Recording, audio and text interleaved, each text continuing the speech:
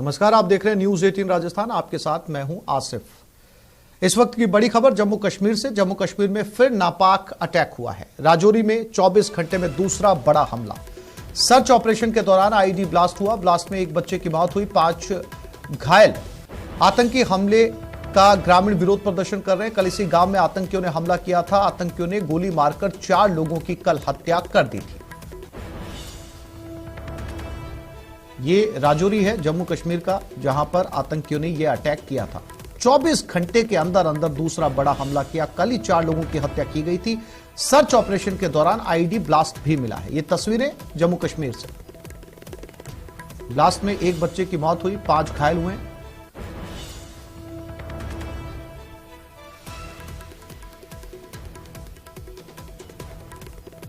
तो कश्मीर में एक बार फिर से आतंकी हमला।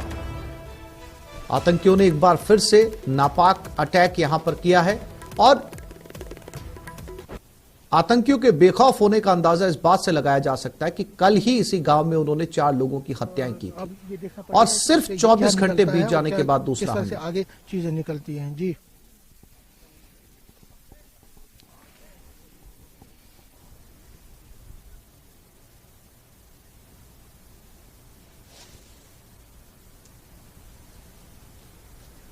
तो ये तस्वीरें राजौरी से, जम्मू कश्मीर से। फिलहाल सभी सुरक्षा एजेंसियां, आर्मी के जवान यहां पर तैनात हैं। एक बच्चे की इसमें मौत हो गई, 5 लोग इसमें बुरी तरीके से घायल हुए हैं। आईडी ब्लास्ट भी मिला है। यहां पर फिलहाल आप तस्वीरों के जरिए देख सकते हैं, सेना की एम्बुलेंस वहां पर मौजूद है, सेना के ट्रक, सेना के जवान वहां पर पहुंचे हुए हैं और सर्च ऑपरेशन यहां पर शुरू कर दिया गया है। और इसी सर्च ऑपरेशन के दौरान एक आईडी ब्लास्ट भी मिला है, यानी कि वो आईडी रखी गई थी जिससे फिर धमाका किया जा सकता था। कल ही 4 लोगों की गोली मारकर इसी गांव में हत्या की गई थी। 24 घंटे में वो लोग फिर पहुंचे और एक बार फिर से उन्होंने यहां पर ब्लास्ट किया। अब वहां के लोगों में विरोध प्रदर्शन, गुस्सा साफ तौर पर देखा जा सकता है और आप पहली तस्वीर में देखेंगे कि सेना वहां पर सर्च ऑपरेशन चला रही है। ड्रोन का सहारा लिया जा रहा है और यह पता लगाने की कोशिश की जा रही है ड्रोन के जरिए कि क्या कोई आसपास में इस तरीके के आतंकी छिपे हुए हैं क्या। इस समय ड्रोन की मदद से आतंकियों के बारे में पता लगाने की कोशिश, या फिर कोई नई साजिश अगर उन्होंने आसपास में रची है, उसके लिए ड्रोन की सर्विलांस वहां पे शुरू की गई है। ये लोग इकट्ठा हुए हैं, लोगों के अंदर खासा गुस्सा है और घायलों का रेस्क्यू किया जा रहा है, उन्हें अस्पताल पहुंचाया जा रहा है आर्मी की एम्बुलेंस में। ये 3 अलग अलग तस्वीरें और इसी सर्च ऑपरेशन के दौरान आईडी ब्लास्ट भी मिला। चूंकि आज 24 घंटे के अंदर दोबारा हमला हुआ, इस हमले में एक बच्चे की मौत हो चुकी है, 5 लोगों को अस्पताल पहुंचाया गया है। कल 4 लोगों की हत्या हुई थी। कश्मीर में एक बार फिर से आतंकियों का अटैक।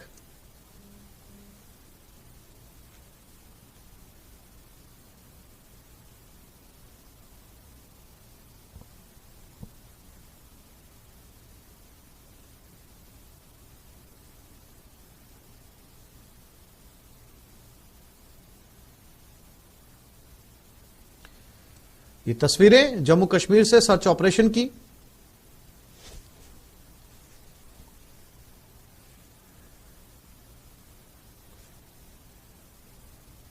तो इस वक्त की बड़ी खबर कश्मीर से।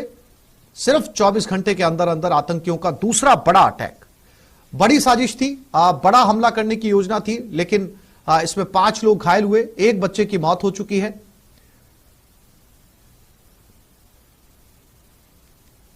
और कल इसी गांव के अंदर 4 लोगों की गोली मारकर हत्या कर दी गई थी। सुरक्षा एजेंसियां यहां पर तैनात हैं और तलाशी ली जा रही है। सर्च ऑपरेशन शुरू कर दिया गया है। हर संदिग्ध ठिकाने के ऊपर आर्मी के जवान पहुंच रहे हैं और ये वो लोकल कश्मीरी हैं, वो स्थानीय लोग हैं जो आर्मी के साथ घायलों की मदद करके उन्हें अस्पताल पहुंचा रहे हैं, साथ ही साथ विरोध प्रदर्शन भी कर रहे हैं।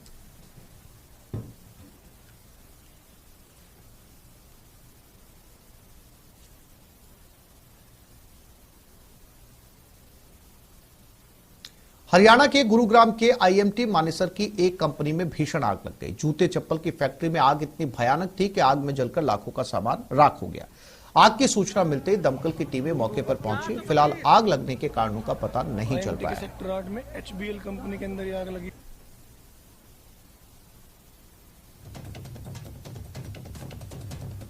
ये गुरुग्राम हरियाणा की एक जूते की फैक्ट्री की तस्वीरें हैं। रबड़ था, आसानी से आग पकड़ी और आग इतनी ज्यादा तेज हो गई कि बुझाना मुश्किल हो गया। हरियाणा गुरुग्राम की तस्वीरें, पूरी फैक्ट्री इस आग में जलकर खाक हो गई। चूंकि जूते चप्पल की फैक्ट्री में आमतौर पर बहुत ज्यादा रबड़ जो है वो पाया जाता है और उस एक बार रबड़ ने, या फिर लकड़ी की फैक्ट्री होती है, वहां पर आग बहुत आसानी से फैलती है और उसे बुझाना लगभग मुश्किल हो जाता है। हालांकि दमकल वहां पर पहुंची हुई है, लेकिन आप आग की लपटों को देखकर अंदाजा लगा सकते हैं कि आग कितनी भयावह है।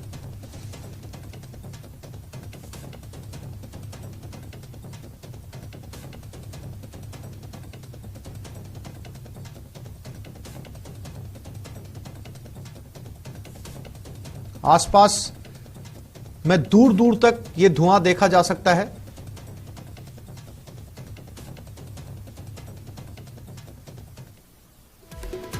और इस वक्त की बड़ी खबर, नोटबंदी पर केंद्र का फैसला सही था, सुप्रीम कोर्ट ने कहा। नोटबंदी को लेकर सुनवाई हुई, सुप्रीम कोर्ट ने कहा नोटबंदी पर केंद्र का फैसला सही।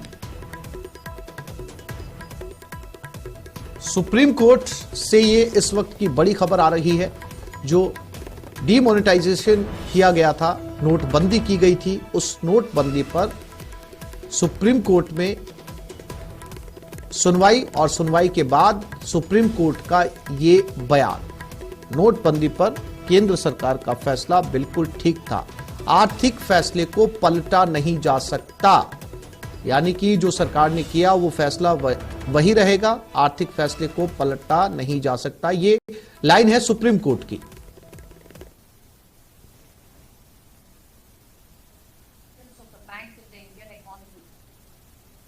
Then I've spoken about the economic and fiscal policies interference by the court and cited the judgments. What emerges from an understanding of the decisions referred to above or the subject of judicial review of economic policy may be culled out as under: 1. That the court is not to sit in judgment over the merits of economic or financial policy. 2. That the scope of interference by a court is limited to instances where the impugned scheme or legislation in the economic arena has been enacted in violation of any constitutional or statutory provisions. 3. That the court may not undertake a foray into the merits, demerits, sufficiency or lack thereof, success in realizing the objectives, etc., of an economic policy. As such an analysis is the prerogative of the government in consultation with experts in the field. Being mindful of the limited scope of judicial review permissible in matters concerning economic policy decisions, I shall limit my examination of the matter to such extent as is necessary for the purpose of determining whether the process concluding in the issuance of the impugned notification was correct or as being contrary to subsection 2 of section 26 of the Act and allied aspects of the case. It may be stated at this juncture that the said aspect of the matter is not one of form but of substance. Therefore, examining this aspect of the matter would not amount to interfering with or sitting in judgment over the merits of the policy of demonetization, and is therefore well within the limits of the Lakshman Rekha that this court has carefully drawn for itself. Then I have analyzed section 26 of the Act interpretation. There I have made again a table with a view to lend perspective to the issue with the discussion to follow. A bird's eye view of my analysis and conclusion has been expressed in a tabular form. The parameters for distinction. Then second, when the proposal for demonetization originates by way of a recommendation by the Central Board of the Bank.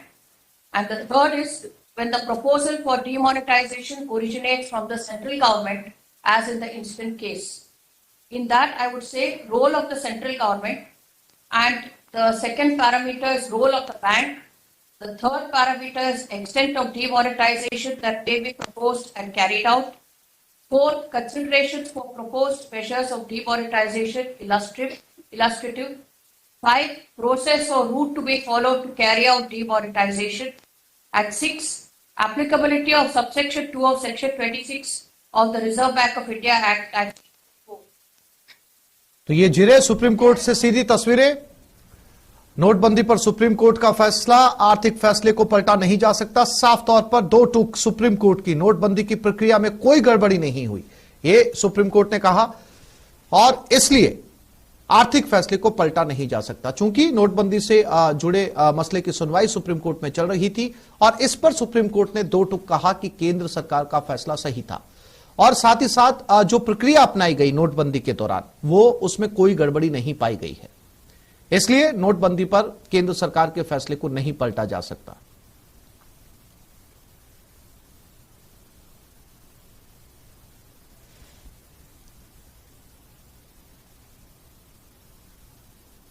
Presentation of the learned Attorney General appearing for Union of India in relation to the power of the central government for initiating the process of demonetization. The next question would be whether the central government can, on initiating the process of demonetization, proceed to issue a gazette notification to demonetize any or all series of any or all denomination of banknotes on the strength of subsection 2 of section 26 of the Act. Consideration of this issue would also answer the contention of learned senior counsel for the petitioners regarding subsection 2 of section 26 of the Act being unguided and arbitrary in nature and hence unconstitutional. To this end, the following aspects have to be examined. A. Whether demonetization can be initiated and carried out by the central government by issuing a notification in the Gazette of India as per subsection 2 of section 26 of the Act. B. Extent of the central government's power to carry out demonetization, that is, whether all series of all denominations may be demonetized.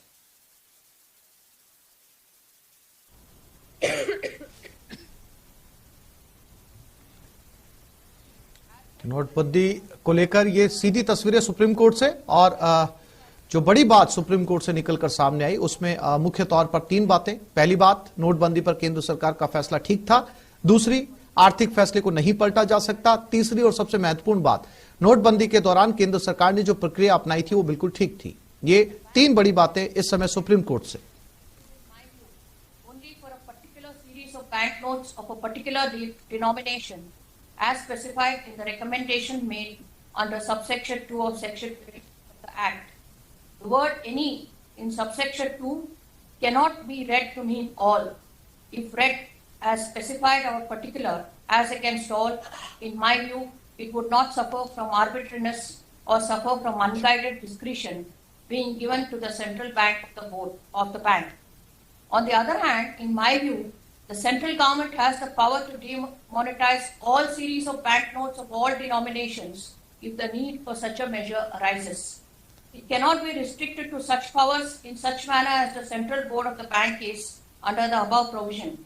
This is because such power is not exercised under subsection 2 of section 26 of the Act, but is exercised notwithstanding the said provision by the central government. Therefore, demonetization of banknotes at the behest of the central government is a far more serious issue, having wider ramifications on the economy and on the citizens, as compared to demonetization of banknotes of a given series of a given denomination on the recommendation of the central board of the bank by issuance of a gazette notification by the central government. Therefore, in my considered view, the powers of the central government being vast, the same have to be exercised only through a plenary legislation or a legislative process rather than by an executive act by the issuance of a notification in the Gazette of India. It is necessary that the Parliament, which consists of the representatives of the people of this country, discusses the matter and thereafter approves and supports the implementation of the scheme of demonetization. The central government, as already noted, would have several compulsions for initiating demonetization of the banknotes already in circulation in the economy, and it would do so even in the absence of a recommendation as per subsection 2 of section 26 Act of the Central Board of the Bank. On its bank to demonetize the banknotes, the advice or opinion of the central bank, which has to be consulted, may not always be in support of the proposal of the central government, as in the year 1978. Central board may give a negative opinion or a concurring opinion. In either of the situations, The central government may proceed to demonetize the banknotes, but only through a legislative process, either through an ordinance followed by a legislation if the parliament is not in session, or by a plenary legislation before the parliament, and depending upon the passage of the bill as an act, carry out its proposal of demonetization. Then they have given the reasons for the same. And I have said why it should be through the legislative process. A parliament is often referred to as a nation in miniature. It is the basis for democracy. A parliament. और राजस्थान में बड़ा train हादसा, पाली में सूर्य नगरी express derail हो गई। 21 लोग घायल हो गए, 2 ट्रेनों को रद्द कर दिया गया, 10 का रूट बदल दिया गया। रेल मंत्री अश्विनी वैष्णव ने जानकारी ली है। अफसरों के लगातार संपर्क में है रेल मंत्री। एनडब्ल्यूआर ने ट्रेन हादसे की जांच शुरू कर दी है। जोधपुर स्टेशन पर भी हेल्प डेस्क स्थापित की गई है। बाकी डिब्बों को लेकर ट्रेन जोधपुर पहुंच चुकी है। घायलों को मुआवजे का ऐलान किया गया है।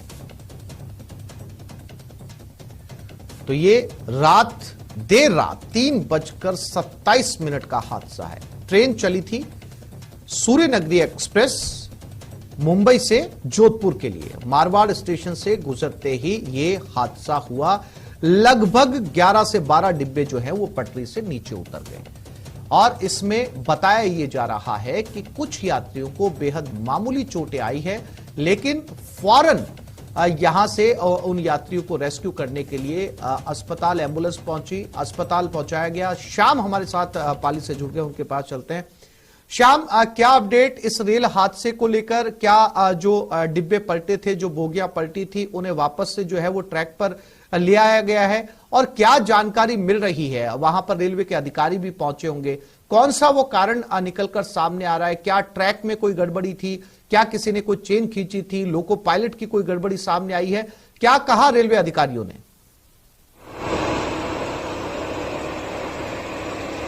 जी, रेल हादसे के बाद से ही रेलवे के अधिकारी लगातार सक्रिय है और सुबह जो यात्री थे उनके रेस्क्यू करने के बाद अब रेलवे विभाग है जो रेल मार्ग को पुनः सुचारू करने में लगा हुआ है। लगातार रेलवे की बड़ी संख्या में इंजीनियरिंग तथा कार्मिकों की बड़ी टीम यहाँ पर कार्य कर रही है और क्रेन की मदद से जो डिब्बे थे, जो पलटे थे और पटरी से उतरे थे, उन डिब्बों को भी अब वापस हटाया जा रहा है। क्रेन की मदद से ली जा रही है। लगातार रेलवे की बड़ी संख्या में यहाँ पर कार्मिक मौजूद है और ये लगातार इस प्रयास में है कि इस जो रेल मार्ग बाधित हुआ है, पटरियां की हालत बिगड़ी है, उनको त्वरित रूप से तैयार करवाकर पुनः रेल मार्ग को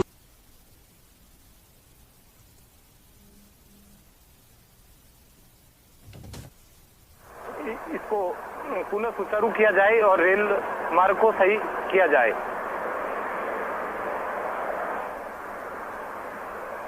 श्याम, मेरी आवाज सुन पा रहे हैं आप?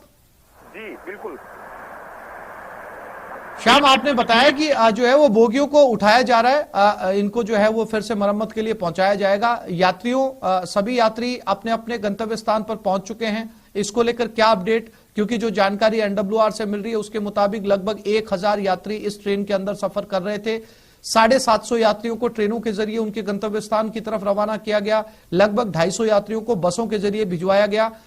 कितनी देर में ये सभी यात्री जो है जो इंजर्ड हुए थे, हॉस्पिटल पहुंचे थे, कब उन्हें फ्री कर दिया गया?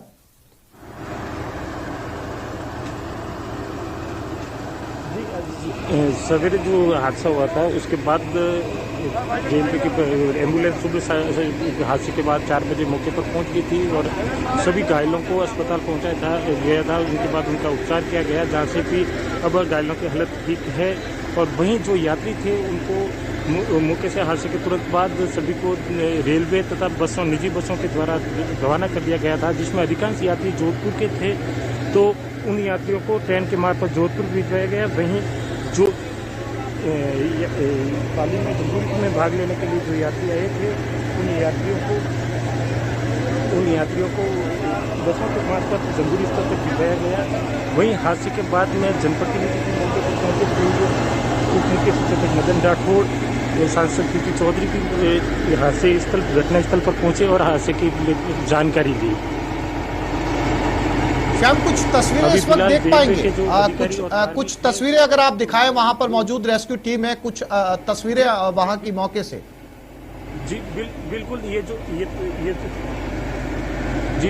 जो तस्वीरें हैं जो इसमें वो क्रेन की मदद से बोगियों को उठाया जा रहा है और बोगियों को पुनः ट्रेन रेलवे लाइन पे लेकर उनको सही करवा के इनको हटाया जाएगा। यहाँ से इनको जोधपुर ले जाएगा जहाँ पर इनकी मरम्मत करवाई जाएगी और क्रेन की मदद से इन सभी बोगियों को वापस यहाँ से हटाया जा रहा है। और वहीं आप देख सकते हैं कि यहाँ पर ये रेलवे के जो कार्मिक हैं लगातार इस मशक्कत में जुड़े हुए हैं कि इन बोगियों को हटाकर इस रेल मार्ग को पुनः जितना जल्दी हो सके उतने समय में इसको तैयार करवाकर पुनः रेल मार्ग को सुचारू करें, क्योंकि इस हादसे की वजह से कई ट्रेनें प्रभावित हुई है और जिसकी वजह से उनका रूट बदलना पड़ा है और दो ट्रेनों को रद्द भी करना पड़ा है।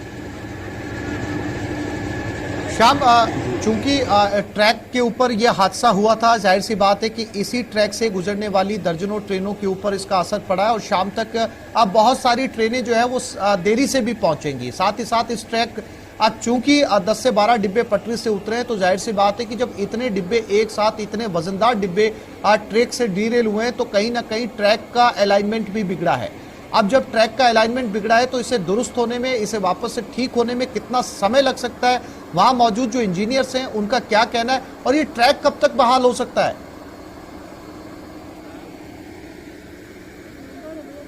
जी, लगातार इंजीनियर है जो ट्रैक को बहाल करने का प्रयास कर रहे हैं। यहाँ पर करीब 400 से 500 के करीब जो है रेलवे विभाग के कार्मिक जो इस मशक्कत में लगे हुए हैं कि ट्रैक भी काफी बुरी तरह से हादसे की वजह से क्षतिग्रस्त हुआ है, इसको मरम्मत किया जा रहा है। कुछ इंजीनियर है जो लगातार इस ट्रैक को तैयार करने में लगे हुए हैं तो कुछ है जो क्रेन की मदद से इसमें लगे हुए हैं कि इस रेल मार्ग को पुनः सुचारू किया जाए। और आप देख सकते हैं कि इसमें जो अभी वीडियो है उसमें आप देख सकते हैं ये बड़ी संख्या में रेलवे के कार्मिक है जो लगातार इस मशक्कत में लगे हुए हैं कि जो ये ट्रैक खराब हुआ है, जो ये रेल मार्ग बाधित हुआ है, इसको सही किया जा रहा है। और ये लगातार कार्मिक है जो इसी प्रयास में लगे हुए हैं और इस ट्रैक को सही करने का प्रयास कर रहे हैं। बड़ी संख्या में यहाँ पर ये रेलवे के कार्मिक काम कर रहे हैं और युद्ध स्तर पर इसको लिया जा रहा है ताकि समय रहते इस समय पर इसको पूरा कर लिया जाए। हालांकि जो हादसा हुआ है उसको लेकर रेलवे विभाग लगातार इसमें जुटा है, जानकारी में जुटा है कि इसके हादसे के पीछे क्या कारण रहे, क्या नहीं रहे, उसको लेकर भी ये प्रयास किए जा रहे हैं। और ये तस्वीरों में आप देख सकते हैं कि यहाँ पे लोग बड़ी संख्या में जो कार्मिक है रेलवे के जो ये रेल मार्ग दुरुस्त हुआ इसको दुरुस्त करने में लगे हुए हैं और ये काफी मशक्कत भी कर रहे हैं, लगातार इसको तैयार करने का प्रयास कर रहे हैं। शाम, चूंकि बहुत अल सुबह यह हादसा हुआ था, लगभग 3:27 का इसका समय बताया जा रहा है। आसपास जब 10 से 12 डिब्बे पटरी से उतरते हैं तो जाहिर सी बात है कि ट्रेन के अंदर चीख पुकार जरूर मची होगी। इससे पहले कि रेस्क्यू टीम पहुंचती, रेलवे तक ये सूचना पहुंचती, आसपास के गांव के लोग पहुंचे थे यहां पर मदद करने के लिए, उनसे आपकी बात हुई? जी बिल्कुल, यहाँ पर जो है जहाँ पर ये हादसा हुआ उसके पास लोगों के खेत है और वहाँ पे बड़ी संख्या में लोग भी रात को रखवाली के लिए भी आते हैं कि उसको लेकर जब रात को 3 बजे जो धमाका हुआ, रेल का जो हादसा हुआ उसके साथ ये धमाका हुआ है, उसकी आवाज सुनकर बड़ी संख्या में लोग यहाँ मौके पर पहुंचे थे और उन्हें लोग घायलों की मदद भी की और उन्होंने उतारने में घायलों में जो रेलवे के अन्य यात्रियों के साथ जब तक रेल प्रशासन व अन्य लोग मौके पर पहुंचे मदद के लिए तब तक वो स्थानीय लोगों ने उनकी मदद की है और उन्हें अस्पताल भिजाने का कोई मैं सहयोग किया। जी, ये तस्वीरें इस वक्त हम अपने दर्शकों को बताना चाहते हैं। सूर्यनगरी एक्सप्रेस जो डीरेल हुई थी 3:27 पर, यानी कि देर रात, और इसके क्या साइड इफेक्ट हुए वो भी अपने दर्शकों को हम फटाफट अपडेट कर दें। लगभग 12 ट्रेनें यहां से रद्द हो चुकी हैं जो इस ट्रैक से गुजरती हैं और 12 लगभग 10 रेलों का रूट जो है वो बदल दिया गया है, यानी दूसरे रूट से होकर वो जाएंगी। रात को किस वजह से ये डिब्बे डीरेल हुए, क्या इसके कारण रहे, क्या ट्रैक में किसी तरह की कोई दिक्कत आई थी जिसकी वजह से ये हादसा हुआ, या जो है वो टेक्निकल कोई फॉल्ट हुआ है, या लोको पायलट की इसमें गलती थी, या किसी ने जो है वो चेन खींचने से ये हादसा हुआ, ये फिलहाल तमाम वो सवाल हैं जिनके जवाब आने जरूरी हैं। साथ ही साथ अपने दर्शकों को यह भी बता दें कि उत्तर पश्चिम रेलवे ने इस पूरे हादसे की जांच शुरू कर दी है और सुबह 4 बजे से खुद रेल मंत्री अश्विनी वैष्णव इसकी मॉनिटरिंग कर रहे हैं।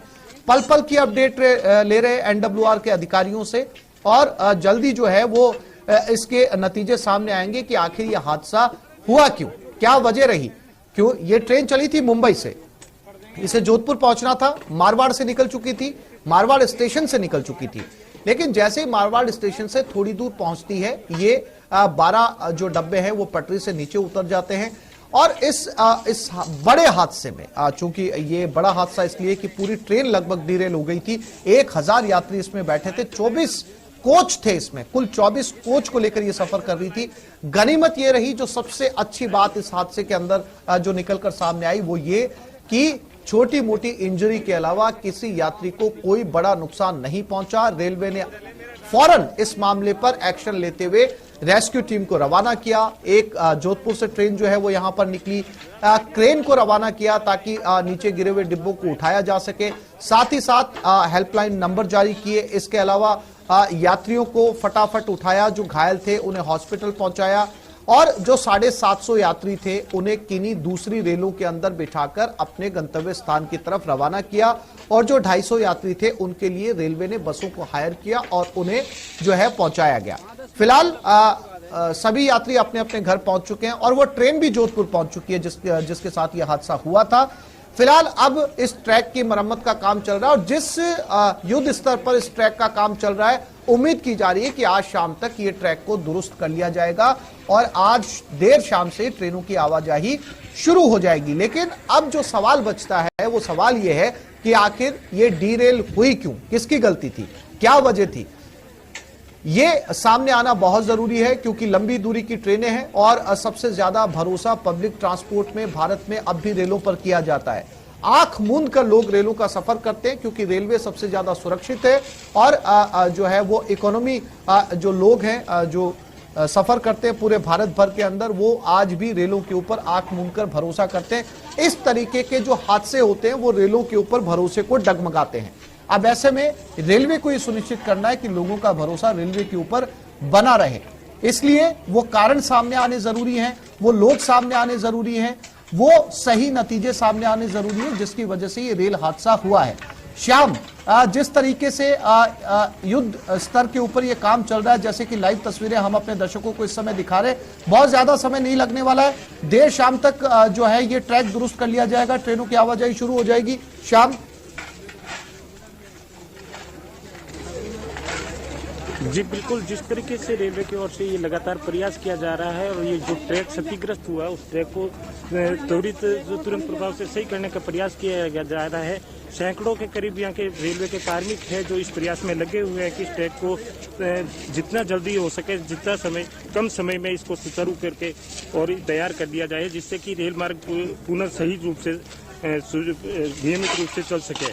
लेकिन अभी तक जिस तरीके से ये पूरा रेलवे ट्रैक क्षतिग्रस्त हुआ उससे ये नहीं लग पा रहा है कि शाम तक ये पूरी तरह से रेलवे ट्रैक एकदम ठीक हो जाएगा, ट्रेनें वापस सुचारू हो पाएगी। हालांकि जिस ये कार्मिक है लगातार ये लगे हुए, इनकी तरफ से कोशिश की जा रही है कि जितना जल्दी हो सके इसको सुचारू कर दिया। और ये आप बड़ी संख्या में देख सकते हैं आप तस्वीरों में कि कितने कार्मिक एक साथ यहाँ पे लगे हुए हैं, इस ट्रैक को सही करने में लगे हुए हैं कि इसको सही रूप से तैयार कर दिया जाए और ट्रेनें वापस सुचारू हो जाए। वहीं रेलवे की 2 बड़ी क्रेनें हैं जो बोगियां जो डिब्बे हैं जो पटरी से उतरे थे और घिरे साइड में पटरी से उतरे हैं उनको सही करने में भी लगी हुई हैं। दो बड़ी ट्रेनें भी यहाँ पर आई हुई है जो लगातार है इन डिब्बों को। शाम, आप नजर बनाए रखिएगा, पल पल के अपडेट आपसे लेते रहेंगे। फिलहाल एक छोटे से ब्रेक के लिए रुक रहे हैं, जल्द लौटेंगे।